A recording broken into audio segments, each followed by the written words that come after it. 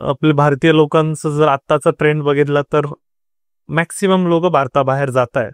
आणि तुम्ही त्याचा उलट केलं होतं. तुम्ही 2007 मध्ये भारतात आले होते आणि भारतात आल्यानंतर तुम्ही कुठेही काम करू शकत होतात sir. But why you chose Nashik? Any specific reason? जे सगळ्यात महत्त्वाचा ॲडवाईस आहे माझ्या वडील. I did try Chennai, I did try Chandigarh.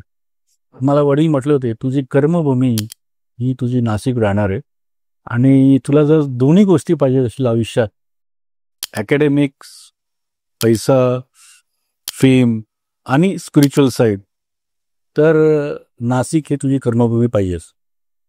मग तेव्हा मी ठरवलं की नाशिकला यायचं आणि आय केम टू नाशिक. नाशिकला जेव्हा आलो अजून आठवतं मला, 8 वाजता संध्याकाळी मी राजेबहादूर हॉस्पिटल बघायला गेलो होतो.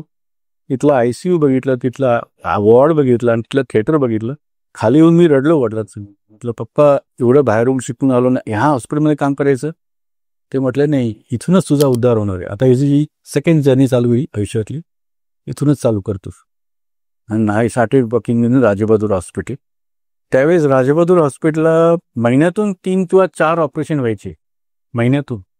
आता मी 3-4 ऑपरेशन दिवसाला करतो. दुसरी गोष्ट सांगायचं झालं तर जेव्हा मी राजेबहादूर जॉईन केलं तेव्हा मी शिर्डी साईबाबा हॉस्पिटल जॉईन केलं. माझं मामाचं गाव कोपरगाव आणि तिथे मी शिर्डीला लहानपणापासून जायचो. तर तिथे एक ओढ होती साईबाबांची. मला तिथे कळलं की इथे कार्डिओ डिपार्टमेंट चालू झालं आहे आणि इथे सर्जरी होतात आहे.